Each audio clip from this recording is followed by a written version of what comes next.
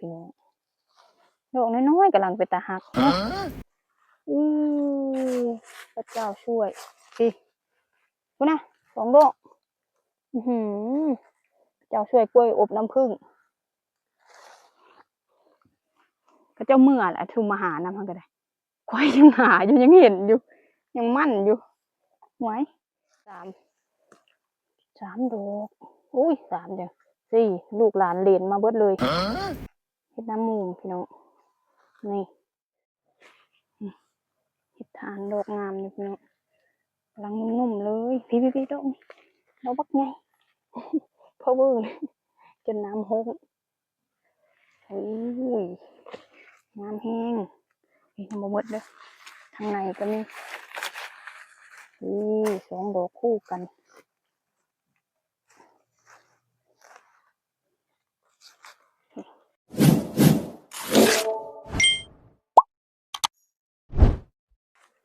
พี่น้องเอ้ยมาหาเห็ดอีหล่ะเห็นเขาเฮ็ดเอาเฮ็ดเมื่ออยู่บ่ได้ไม้ช่วงบ่ายเด้อเฮ็ดอันก็มาเคลียร์ลืมเก่าเจ้าของเคลียร์ไว้หั่นล่ะ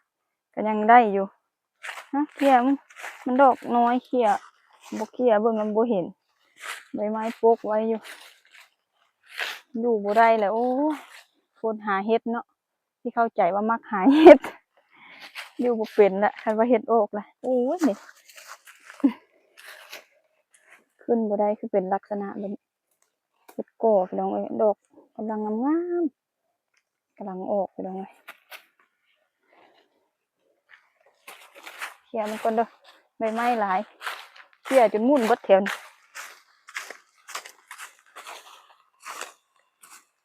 เอ้าพี่น้องเอ้ยฝนตกหำหูนี่เฮ็ดกันดอกงามงามมั้ยกำลังขึ้นบ่ให้แบบผีบ้าได้จังได๋เห็นเขาเอาเมื่อกับผีบ้าอีกล่ะอู้ปล่อยนะบ่แล้วบ่เลิกแล้วกับเฮ็ดนี่มึงดูนี่ว้ายดอกบ่แม่หาก็ขึ้นหาก็ออกเนาะบ่ให้ห้าวได้จังได๋นี่โคตรเหลือซะแต่ดอกงามๆเนาะมันซ้อนเนาะฝนก็ตกก็ย่ามันฝนตกก็ลุยคือเก่านี่ได้หลายดอกแล้วเอ้าฝนนี่พี่โอ้ยพี่น้องเอ้ยไม่ค่อยห้าวเลยนะได้กับเห็ดนี่นี่ผีบ้าครับนะกับเห็ดนี่ม่วนเนาะมาเก็บไปกินกับบ่เท่าใดดอกแม่กินเบิดละหอยกินเบิด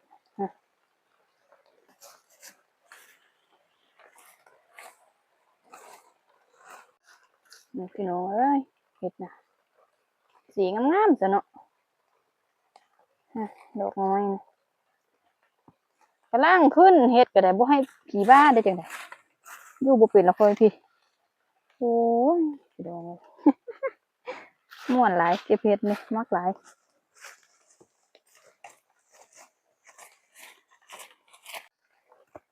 ดอกนี่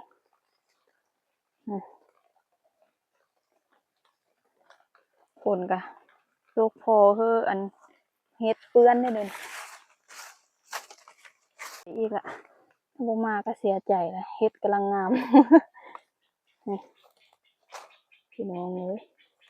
โอ้ข้างใน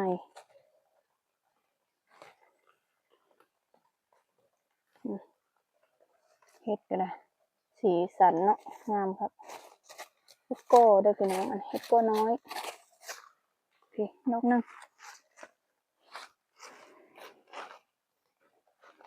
ขึ้นบ่ได้คือเป็นได้เงี้ยแบบนี้ขาบิดเบี้ยวเคลียบ่เคลียแล้วบ่เห็นนี่ก็ตระกูลเดียวกันเด้เฮ็ดกอหน้าเขียวบ่เขาเอิ้นเฮ็ดกอหน้าอันหยังก็เดี๋ยวก็เอิ้นบ่ถูกดอกแต่มันบ่สีแดงคือหมู่นะ2 ดอกคู่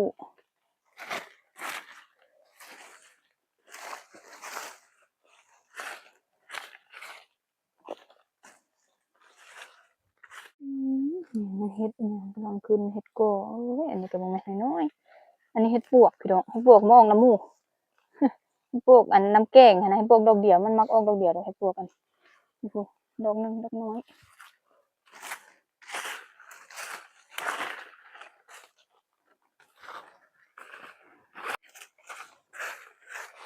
พี่น้องเนี่ยเห็ดก้อหน้าเขียวน่ะ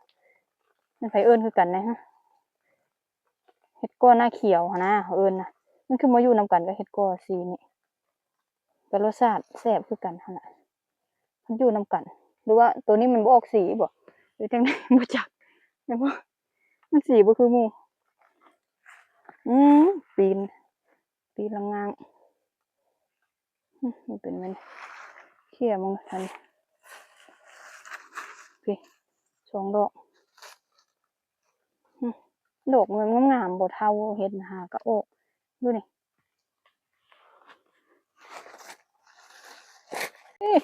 พี่น้องเอ้ยพี่แม่ป๊าดงามคักนี่3พี่2พี่1ดอกน้อยกำลังขึ้นก็มีเฮ็ดก้อหน้าเขียวมันคือออกนำกันว่ะอยู่นำกันในคนละสีเนาะดอกน้อยแหมป้าก็6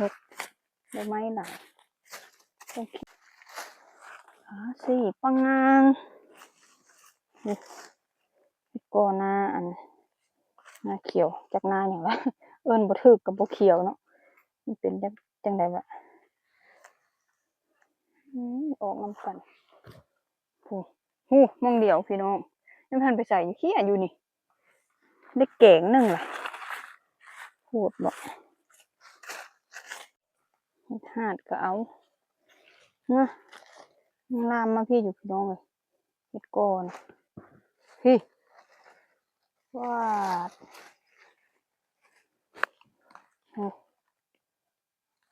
เฮ้ยไปทั่ว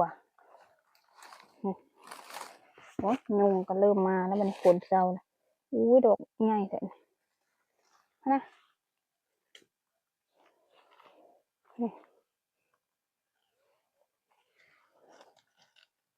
ออกเป็นจุ้ม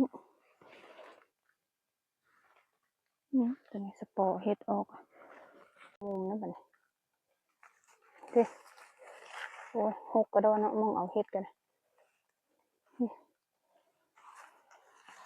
พี่ใช่ล่ะเฮ็ดนางมุมสีคือเฮ็ดปวกนะมุมน้ำเมาพี่กำลังงามดอกพี่น้องเฮ็ดนางมุมบานนี่กระดกโอ้ยมันดอกมันบางเนาะเฮ็ดอันนี้เนาะเวลาเฮาจับแห้งบ่ได้มันบางหมุนเบิดถ้าว่าหมู่ทับเพิ่นหั่นดอกบางแฮงดอกนี้ก็เหลือแต่ดอกมีคนเข้ามาหานำอยู่ที่มันญาติเฮ็ดค่อยแล้วมาช่วงบ่ายก็ยังมีคนมานำอยู่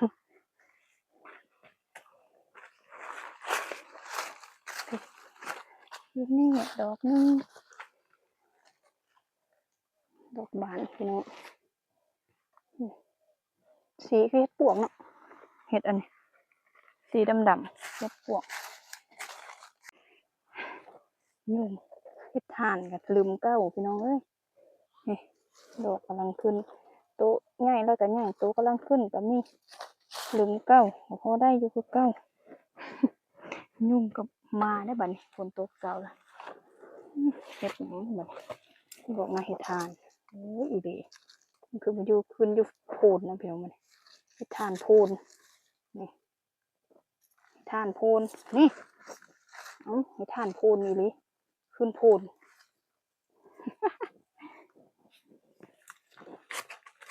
นี่ตีลังกาเฮ็ดทานพูนนี่บัดลามไปเรื่อยอุ้ยยุงหลายแฮงปลานี่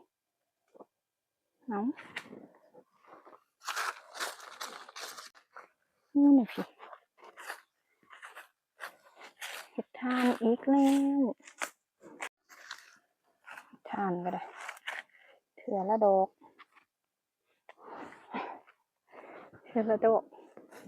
ทานมองละดอก2 ดอกพี่น้องเอ้ยเพราะว่าเอาลืมเจ้าของลืมเก้าเจ้าของมา3 มื้อก็ได้3 มื้อ มันเหลือมันขึ้นมาใหม่เด้อุ้ยพี่ดอกไงเพิ่ง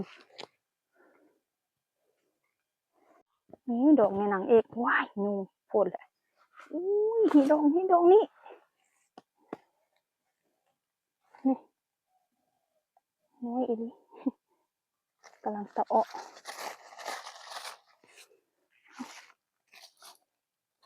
พูดเหลือ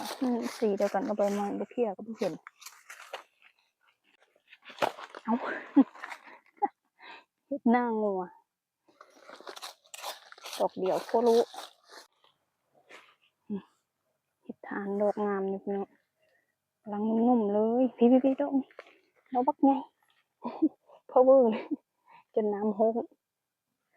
โอ้ยน้ำแห้งนี่น้ำหมดเลยทางในก็มีสองดอกคู่กัน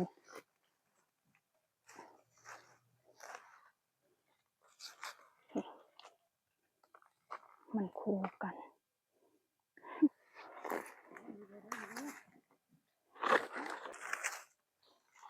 เฮ็ดหาดพี่น้องเอ้ยบางคนเพิ่นก็บ่เอา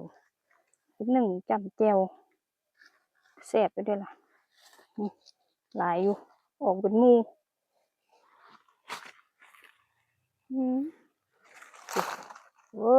อ้อมกระโตนะ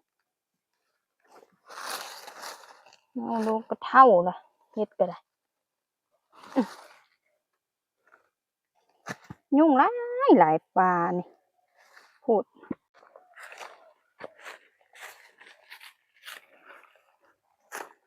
เห็นแต่เฮ็ดอันดำๆแล้ว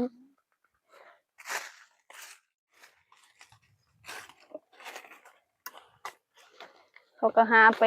ชุดหนึ่งเดี๋ยวเนาะชุดตอนเช้าเขาก็ได้เขาก็มาลืมเก้าเขา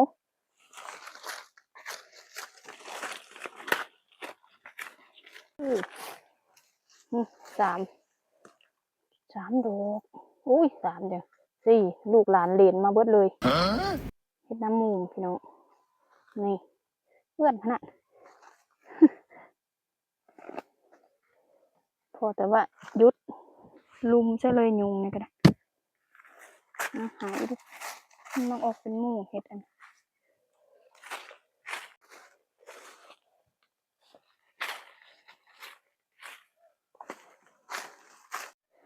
เห็ดเหลือตาเขาพี่น้องเอ้ยมาช่วงบ่ายเราก็ยังได้เก็บคือเก่าเห็ดน้ำหมู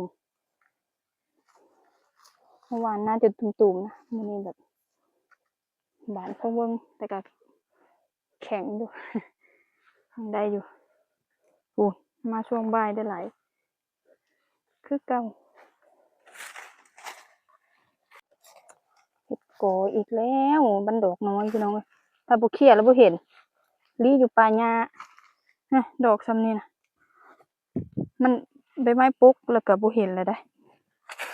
ต้องเคี่ยถ้าเราบุเห็นนี่อ๋อหมุนแอบๆเคี่ยก็ได้เคี่ยแห้งอุบัติยุ่งกับพ่อยุ่งสิอ้าวข่อยเหยียบไปแล้วบ่ดอกน้อยนี่เคี่ยก็บ่เห็นนี่นั่น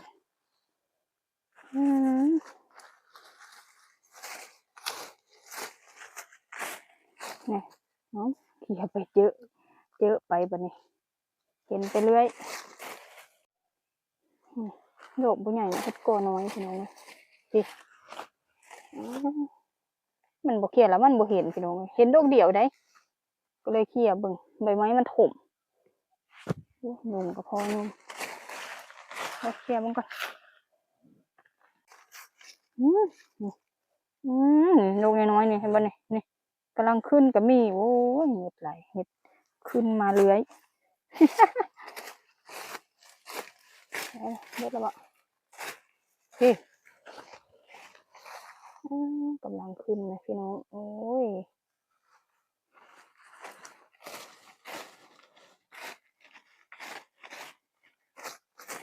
เขี่ยมันก็เนาะเพื่อเจอเองไงโอ้ยหมุนหมดเลยอีโฟอีกเขี่ยเฮ็ดหมุนหมดพี่น้องเอ้ยเฮ็ดอันโก้ดอกน้อยๆมันบ่เขี่ยบ่เห็นพี่น้องมันดอกน้อยเลยใบไม้ก็หนาใบไม้ก็หนา พี่ปาด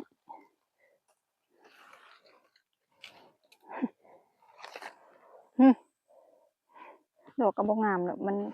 หอยทากก็จะกินน้ำเนาะพี่เดี๋ยวบอกกันหลายเลยเดี๋ยวเคลียร์อีกยังบ่หมดเลยนี่เคลียร์แล้วบ่เห็นอีหลีนะคุณน่ะ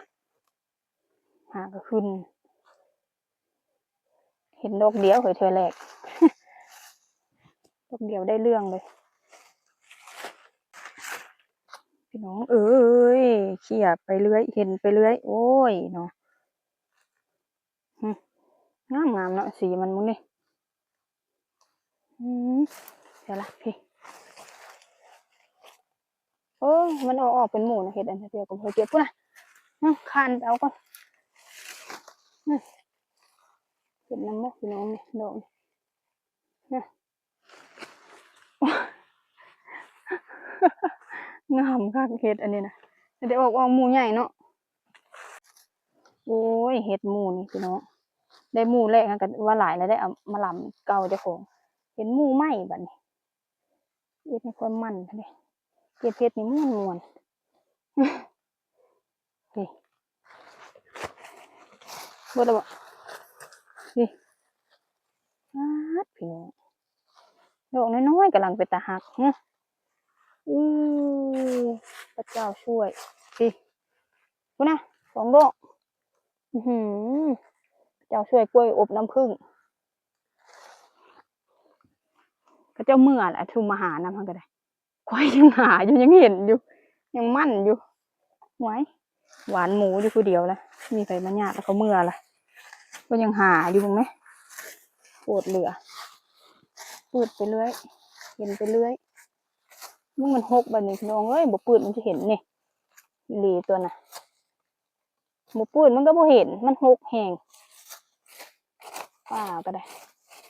พี่น้องหมู่บ้านไงบ่ได้ถ่ายซะส่วนหลายพากันอันปืดหามันอยู่หกนะพี่น้องมึงดอกน้อยๆแบบเหยียบได้แน่กับบัวตามปากหลายมันบ่เห็นเลยในพี่หามันหกแหงมึงดูนี่งามงามเฮ็ดมาแต่ขนาดมาชมใบแล้วนี่ก็ยังหมานนะว่าคนกับโคมเข้าหลายแต่ก็ยังแบบได้คือเก่าไปบัดนี้เฮาก็สิเมื่อได้บัดนี้รอออกเมื่อไปฮ้อนขนาด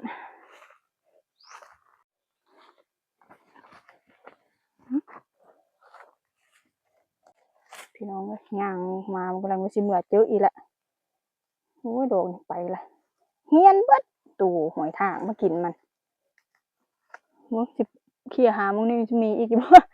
สิหมูใหญ่คือตัวนั้นอยู่บ่โอ้ยหมุนบ่ทันเคลียร์หาอีกก่อนดูสิได้เมื่อยบ่มื้อนี้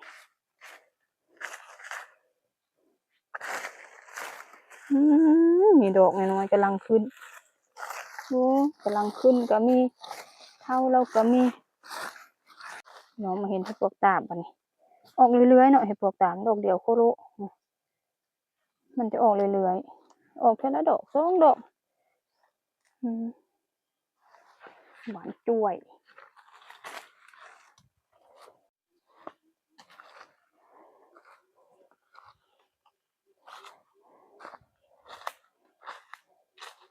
พี่ละมอนเฮือนเรามาเบิ่งดูแทนว่ะอุ้ยไปตอนบ่ายงึดไหลมาเบิ่งเนาะผลงานรวมเฮาเทออกคือเก่าเปื้อนคือเก่าเก็บเฮ็ดก็ได้บ่ได้ตัดขาตัดหยังเฮ็ดคอยเนาะอันนี้บ่แม่นเฮ็ดไข่เด้ข้อยไปเวลาใดข้อยก็ได้เวลานั้นคนได้เต็มป่าอยู่กันยังได้เห็นบ่พี่น้องมันออกหลายเนาะเฮ็ดนี่เทเอาเลยเนาะข้อยมาอันนั้นคือเก่าหั่นแหละมันซ้อมมันหยังคือเก่า3 ชั้นเฮ็ดนะโอ้โอ้ยเละเฮ็ดท่านนี่ล่ะอื้อฮือมุนอลังการแฮงเฮ้ยป๊าดพี่น้องเอ้ยบ้านเมี่ยงเซี่ยงของมาเบิ่งซอยข่อยแหน่เฮ็ดท่านเฮ็ดก่อเฮ็ดอันหยังก็เฮ็ดน้ำมูก นี่พี่น้องเฮ็ดนะมันบ่ได้เท่าได้แต่เฮ็ดดินเนาะมันสู้น้อยเดียวมันก็แบบว่าอยากหมุนอยากแตกอยู่แล้วล่ะมึงดูนี่เก็บแบบว่าจนตอนสิออกมานี่น่ะคักแฮงมึงดูนี่งามคักอืมนางมุมไปยามใดได้ยามหันเฮ็ดนี่ก็ได้ไปบ่ายก็ได้บ่ายไปเช้าก็ได้เช้าเห็นไหมดอกอันนี้แบบว่าใส่กระทงนี่ขายเด้อก็สิขาย ใช่อันนี้ขายเขาก็ใส่แบบนี้แล้วเนาะใบตองแบบนี้แหละพี่น้องเลือกแล้วแหละอันนี้แยกก็เห็นเนาะดอกตูมพี่น้องนี่ขายเด้อ20 บาทฮ่าฮ่าคือขายถือตายนี่อันนี้ดอกบานพี่น้องดอกบานนี่ก็บ่ยากบ่ได้คืดอุกคืดอ่างว่าสิโอ้ไปล้างอย่างใดนี่ถ้าล้างแบบนี้นะบ่เหลือแต่ขามุ่นเบิดถ้าล้างอันแบบว่ามันสดๆแบบนี้น่ะได้มันบ่มุนแบบนี้แต่ว่าถ้าเพียวก็สิลวกคือเก่าลวกง่ายที่สุดพี่น้องเอาไปลวกนี่ดินออกไป70%แล้วแค่ซาวๆแล้วก็ได้ละฮะแต่ก่อนน่ะเห็นดอกบานนี่โอ้ยบ่อยากเอาแล้วก็บ่อยากล้างจักสิล้างจั่งใดแม่นบ่มันเละแต่เดี๋ยวนี้มีเทคนิคดีๆในการล้างเฮ็ดแล้วบ่ได้ยากไปช่วงบ่ายก็ได้แม่นพี่น้องได้บักหลาย3มื้อหาเฮ็ดได้อันหลายคือกันมื้อใดก็แต่ว่ามื้อนี้นะเฮ็ดกอแดงนี่เนาะมันหลายเนาะพี่น้องมันเริ่มออกหลายแล้วก็สิออกเรื่อยๆหั้นแหละมันก็ยังบ่ทันหมดเนาะช่วงนี้ก็ยังออกเรื่อยๆอยู่อ้าวพี่น้องเอ้ยคือเก่าเราหาเฮ็ดอย่าฟ้าวเบื่อกันหาเฮ็ดกันช่วงนี้ฤดูกาลเฮ็ดเนาะพี่น้องเนาะเอามันออกแล้วมันก็สิไปไวเด้เฮ็ดน่ะมันก็บานไวแล้วไปไวพี่น้องเอ้ยออกมื้อ2มื้อก็เน่าแล้วนั่นแหละสำหรับมื้อนี้ก็ขอตัวลาไปก่อนพบกันใหม่คลิปหน้าบ๊ายบาย